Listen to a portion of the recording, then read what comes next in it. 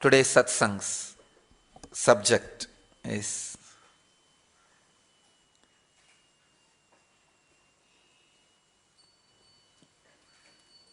Bhakti, the ultimate ecstasy. As some of you may be aware, these few days I am expressing some of the great experiences and truths related to sacred sentiments.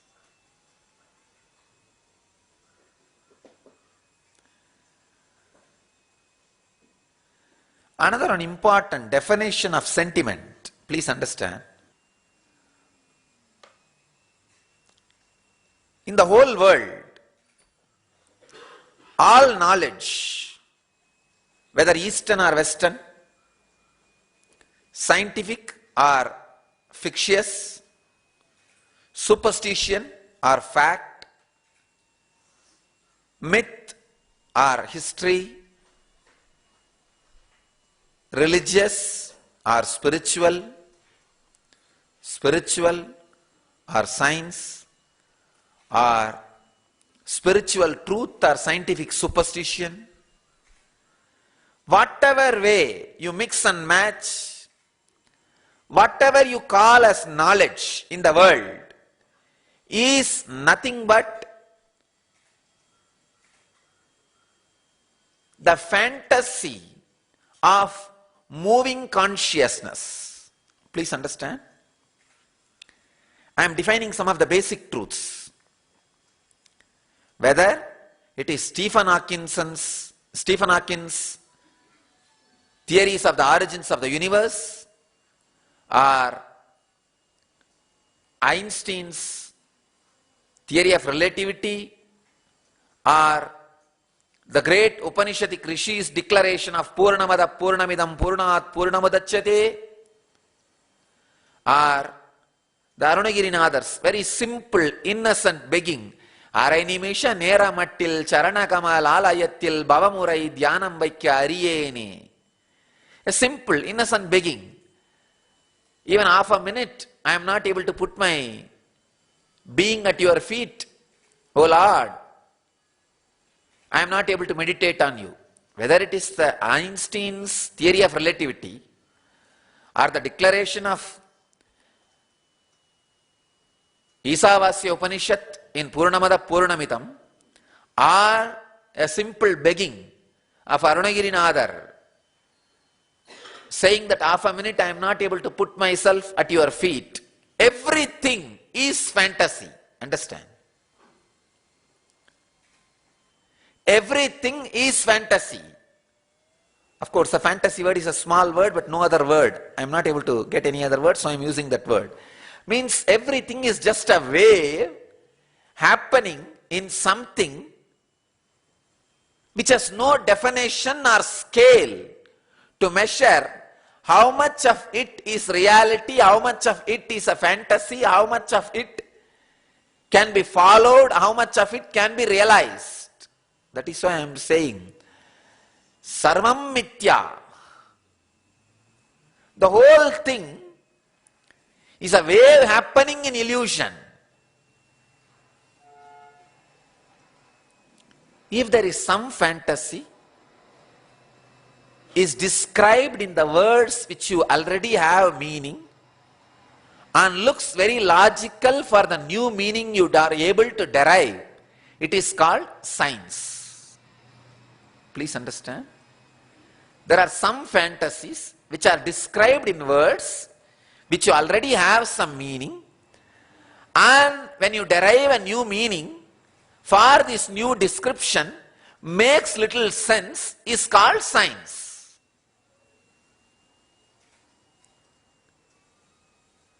So any sentiment makes a straight line in your brain is called straight line, is science. Any sentiment which makes a sweetness in your heart is called sacred sentiment, devotion. That's all. Yesterday, whole night I was in Samadhi contemplating on the boundary between sacred sentiment and science. Because the Carl Sagan's theory about the origin of universe and the theories about time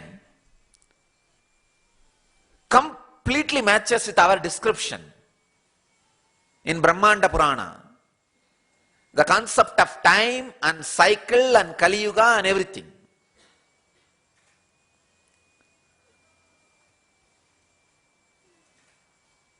Of course, one great thing with some of the scientists is they agree. They say very clearly Hinduism is the only religion, Vedic tradition is the only tradition whose concept about time and origin of the universe matches completely with science. But again, there is a problem. It is after all from Eastern tradition, Ganges civilization. How can the Ganges civilization have such an extraordinary knowledge and ecstasy? So again, there are some fools saying, no, it is true. Only with Vedic tradition it matches, but accidentally.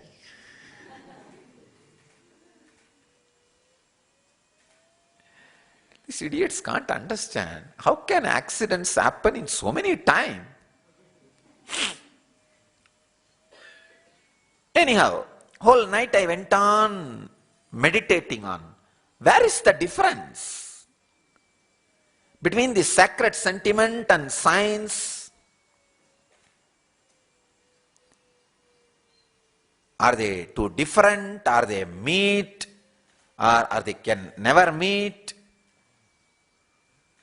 What is the reality? Usually when the answer comes out, when answer is ready, I'll just come to the waking state and translate that answer into the waking state knowledge and keep it in archives and go to rest. That's what usually happens. So that next day morning I can deliver that. When I looked, I saw there is no, the process never happened. See, if the process has happened and answer has come, it will give me the information. The process itself has never happened, the answer is ready. Answer is there. I just want you to understand this important information. That is the reason I was describing very clearly, vividly as it happened. The answer was just there without any process happening. I was shocked. Oh God, how can that be? When I looked at the answer, I suddenly realized the whole thing is just one layer. Either the whole thing can be considered as an illusion or the whole thing can be considered as a truth. Please understand. The word Brahma Satyam Jagat Mithya is lie. Understand? I am breaking one of the important Vedantic declaration. Being a Vedanti, an ardent follower of Shankara, repeating his name every time I start speaking, but with all my respect and reverence to all the great masters,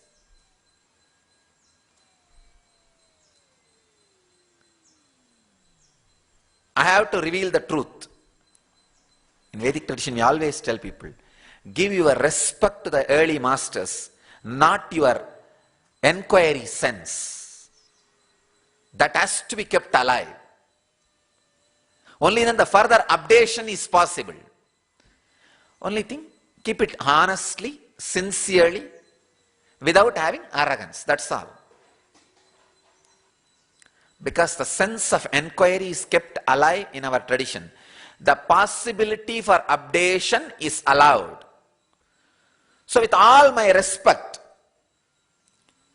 I have to declare the new truth, the new revelation, new experience. Brahma Satyam Jagat Mithya. This word means there is something is truth and something is false.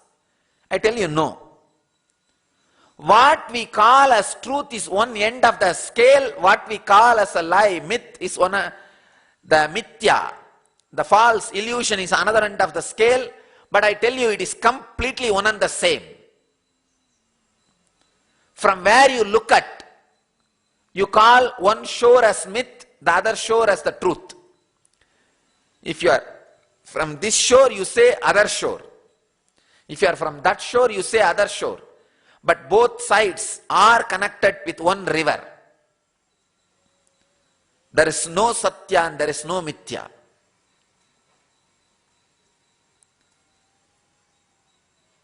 If there are some descriptions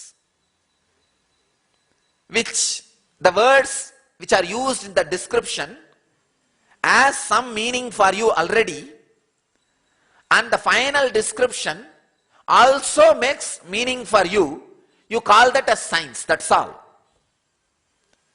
Otherwise, Carl Sagan's theory about universe and the theory of relativity by Einstein, or even the gravitation theory, all are beautiful poems. I am telling you, all of them are beautiful poetry. And how many people followed and believed Manikyavasagar? Same number of people only followed and believed Albert Einstein. Please understand. How many people followed and believed Manikyavasagar because of his sacred sentiments? Same number of people only believed and followed Albert Einstein. I can tell you, the theory of gravitation and theory of levitation is one and the same and equally truthful or equally lie. Theory of gravitation by Newton, theory of levitation by these great enlightened mystics, Patanjali or Meera or Andal. Theory of gravitation or theory of levitation is one and the same. Either they are equally truth or equally myth. Either Brahman and Jagat is Satya or Brahman and Jagat is Mithya. There is no such thing as Brahma Satyam Jagat Mithya. The statement need to be updated. Brahma Jagat Satyam or Brahma Jagat Mithya. But both are in the same scale. End of this corner is Brahman, end of that corner is Jagat. Either whole thing is Mithya or whole thing is Satya.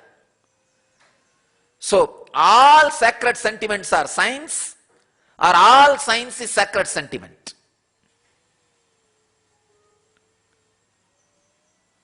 It is just a verbal game, verbal play, that's all, nothing else. There is no East and West, there is no religion and science. It is just one wing. If you are able to use words which already people have meaning and able to come to some new conclusion which makes sense to common man, you are a scientist. Or if you are able to touch some sentiment which people already cherish and able to describe some higher sentiment and make people have the glimpse of that higher sentiment, you are a spiritual master. That's all.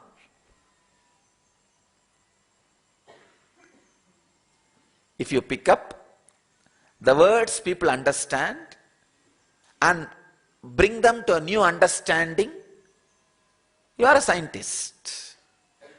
If you pick up the sentiments people understand and bring them to a new sentiment, you are a scientist. That's all. Otherwise, the science and religion has no gap. Mithya and Satya has no gap. There is no scale. I went on and on and on. I can tell you again, let it be recorded, in record for the sake of future. At least at some point, both communities will realize, the scientific community and spiritual community, there is no gap. It is just the play of words. Just play of words. Theory of gravitation and theory of levitation is one and the same. Either they are equally scientific or equally superstitious. Either they are equally myth or equally satya. Either they are equally mithya or equally satya. There is no other thing. Maybe one part was picked up by people who have international media under their control. That's all. Nothing else. Nothing else. Otherwise, I do not see one iota of, one unit of extra truth in Einstein, then Andal. In Carl Sagan, then Mira.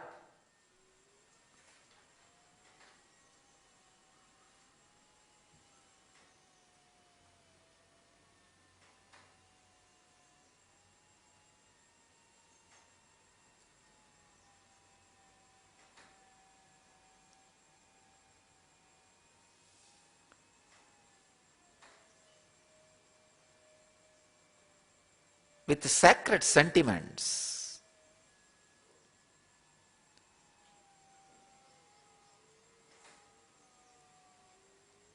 One good thing is, the whole thing is based on coexistence. So the more and more and more you dive into the sacred sentiment, more and more the life on the planet Earth becomes juicy. When more and more people dive into the sacred sentiments, more life becomes livable, affordable in planet Earth. When more and more people dive into the sacred sentiments, the enmity reduces. You see, cost of living increases when the enmity among people increases. That's all. Economy and enmity is directly connected. If people are trusting each other, the holdings comes down. Hoarding, possessing comes down. When the possessing is less, the cost of living is less. That's all. The whole thing boils down to ahimsa. Whether it is cost of medication, cost of food, cost of clothes, cost of housing, cost of traveling, everything. You make your services costly when you have a deep enmity or fear towards the other person. When you want to hold more, when you want to possess more, when you want to store more, when you don't have trust about the others, that you will be taken care in the future, you hold more, that's all. Holding is responsible for raising the cost of praise, cost of living.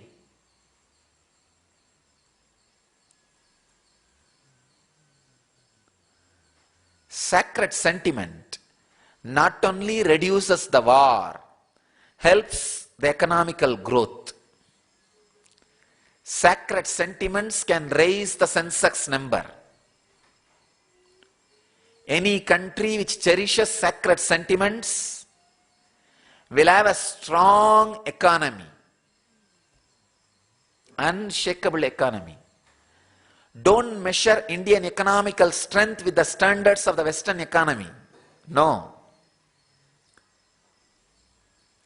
If somebody goes from one city to other city for one day work in the Western countries, he may have to spend at least $500 for his food and stay and the travel, and it means the local travel and everything. But in India, just make one phone call to some your friend's friend. You will be received in the airport, given free accommodation, food, and put back in the airport again next day. Now I am talking reality. In US, the Western countries, if 10% you are taken care by somebody and 90% you may have to spend, in India 90% you will be taken care by somebody and 10% you may have to spend. That's all.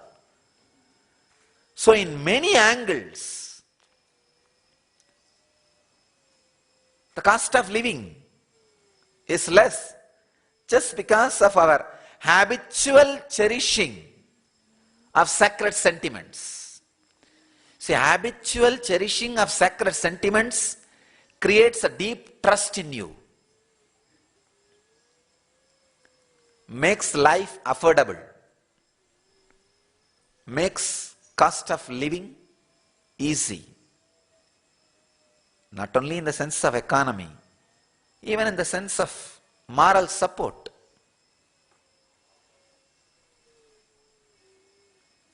Indian villages, still whole village gathers if somebody dies in the village. Whole village gathers still. If somebody is sick or dies, the whole village gathers. In many civilizations, many countries, neighbor will not know. At least for next 1 year. Just some ambulance came and went, that's all. Sacred sentiments makes life easy.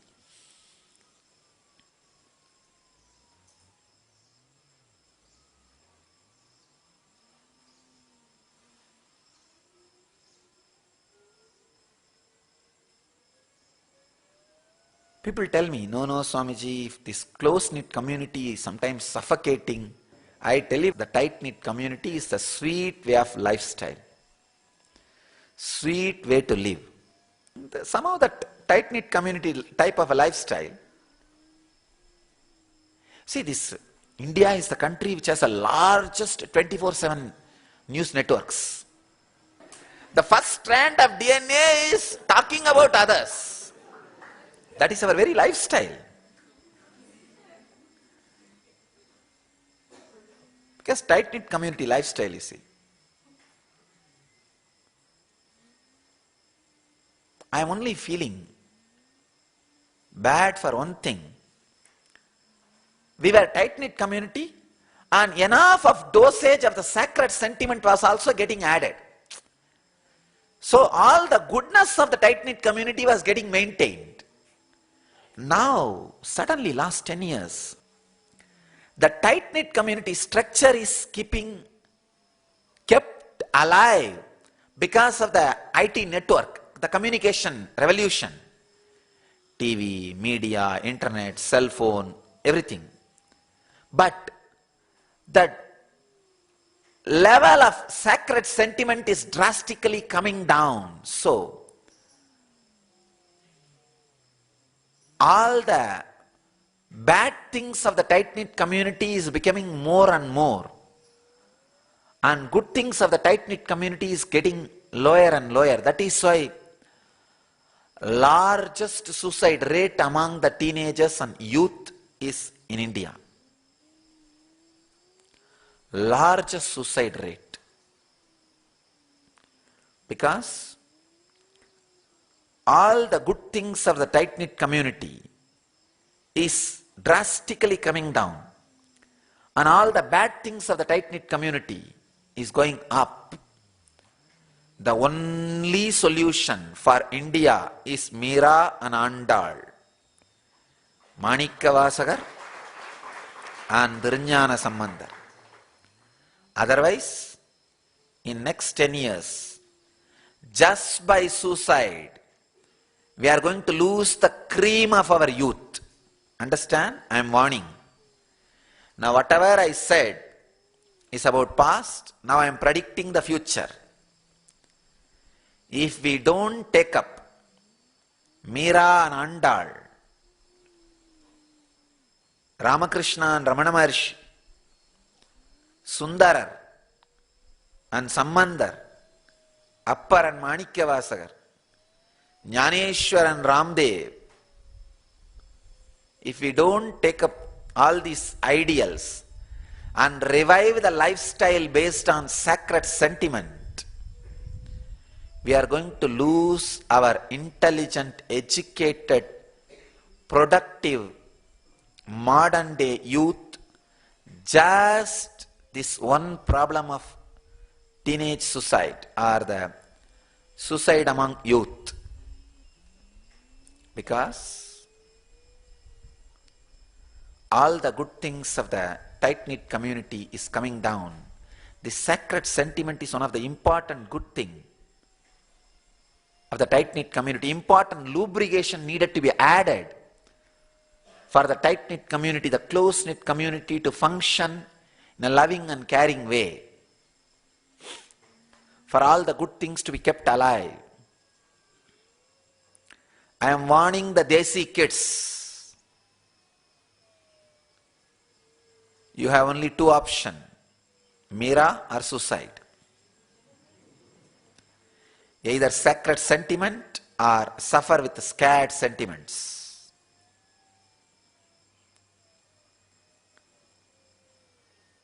I am telling you,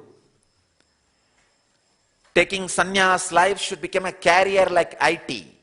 Only then the Indian youth are going to be saved. It's a career, understand? Not just some dropouts, run away and become some Swami. No. We need equivalent number of people who live and radiate sacred sentiments to the number of IT engineers. Otherwise, the future India is going to face the worst disaster, can be the right word. Either you all wake up and save yourself and your country and your civilization, or just perish. Nothing else. There is no other solution. So, understand, the sacred sentiments being lived and radiated is the only way to save our civilization, because our civilization is built on it. Built on it. So we need millions of Meeras singing in the streets, dancing in the streets, radiating sacred sentiments. Thousands of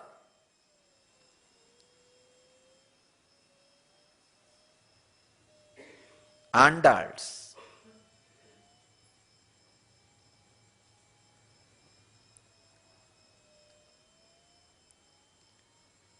taking up this life of living sacred sentiments and radiating sacred sentiments should become a lifestyle for the modern day youth.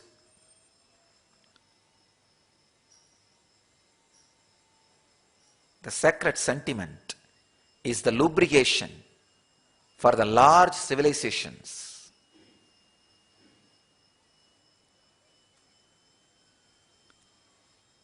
If you want democracy to be kept alive in India, the sacred sentiment lubrication has to be allowed and has to be continued. So I tell you, the one and only way is we need millions of sannyasis and sannyasinis, brahmacharis and brahmacharinis, rishis and maharishis, equivalent to the number of IT engineers. Let them outsource their IT job to India. We will outsource a sannyas job to the Western countries.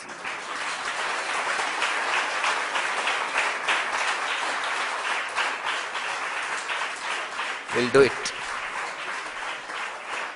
We'll do it. It is time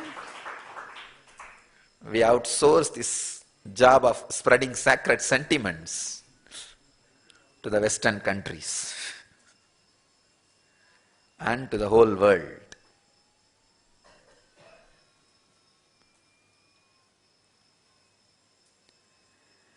Let them outsource call centers to India. We will outsource healing towers to the Western countries.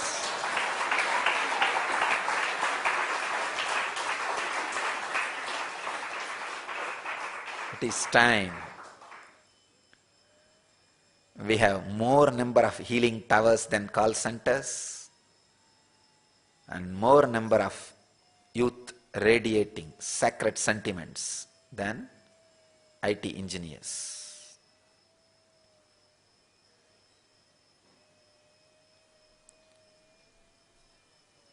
We need more people who know the I technology than information technology.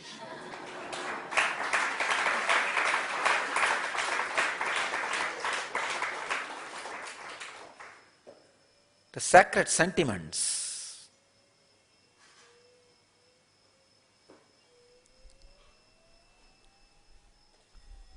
make life livable in planet Earth, internally and externally. Understand? Human beings can work in the inner world and the outer world. Animals can work only in the outer world. They don't have inner world. Plants, trees, they neither have outer world nor have inner world, only life. If you understand this, trees, no outer world, no inner world, only life. Animals, only outer world, no inner world. Human beings have life, outer world and inner world. Means the sacred sentiments can be cherished, experienced, shared only by human beings. It's a unique thing, unique quality of human beings. So awaken the ability to cherish and share the sacred sentiments.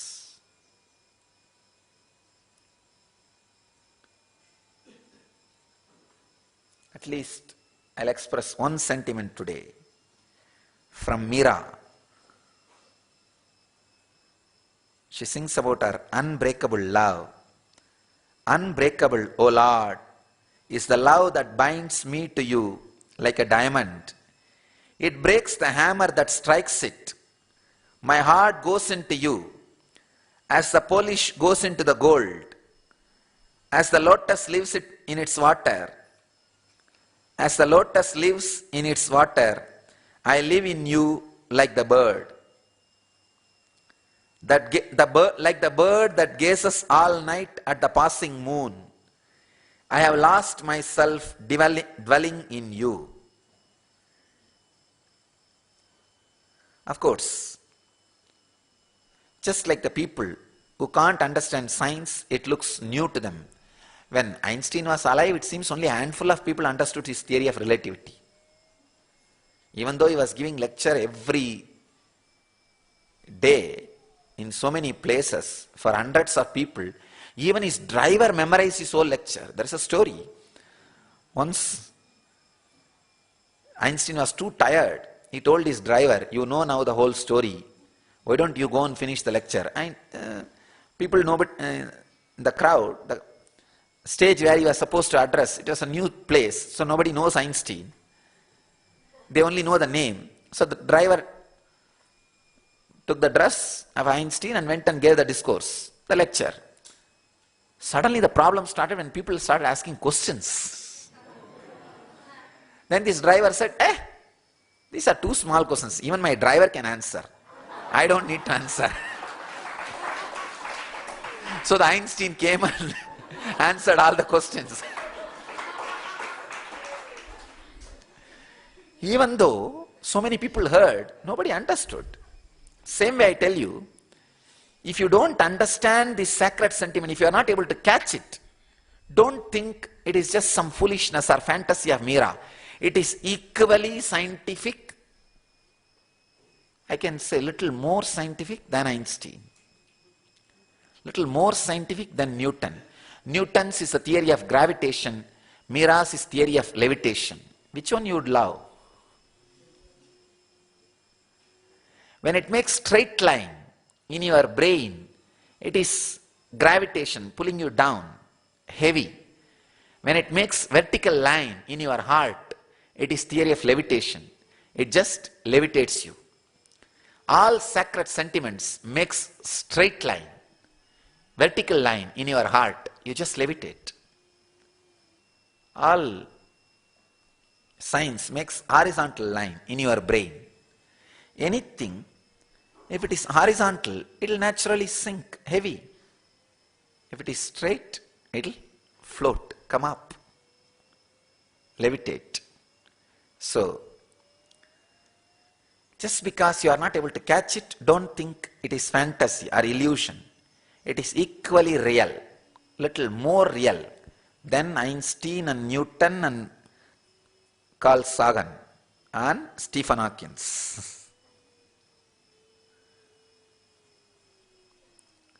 Unbreakable, O Lord, is the love that binds me to you like a diamond. It breaks the hammer that strikes it. My heart goes into you, as polish goes into gold. As the lotus lives in its water, I live in you like the bird. I live in you, like the bird that gazes all night at the passing moon. I have lost myself dwelling in you. If you are lost at least 10 minutes gazing at the Master, you know what Meera says. The bird that gazes all night at the passing moon. I have lost myself dwelling in you.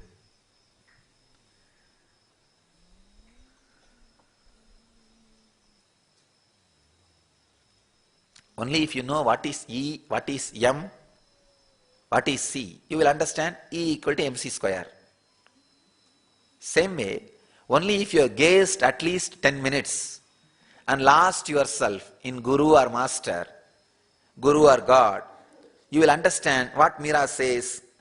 Like the bird that gazes all night at the passing moon, I have lost myself dwelling in you.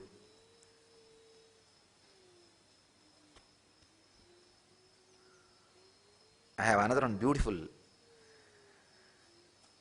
sacred sentiment. Maybe this can be the key for all you guys to meditate today. Yasyananam makara kuntala charukarana barajat kapola subhagam savila sahasam nityotsavam na tatrupur Drishibi pipantyo naryo narascha mudita kupidanimescha.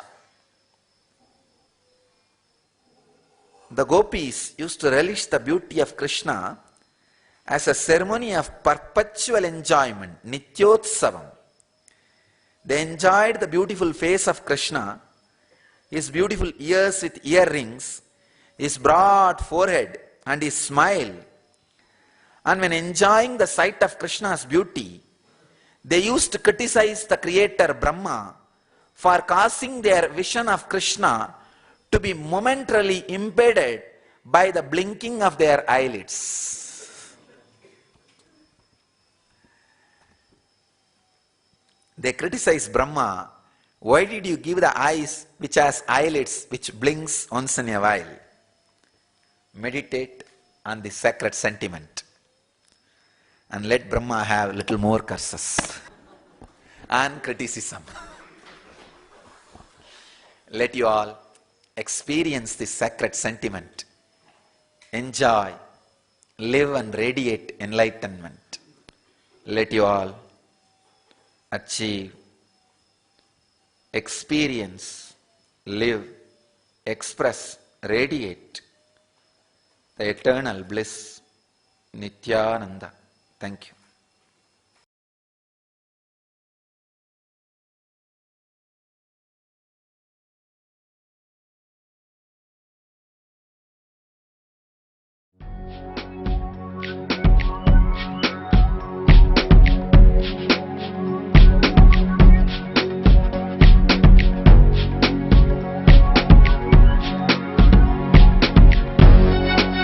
All that it takes, all that I smell.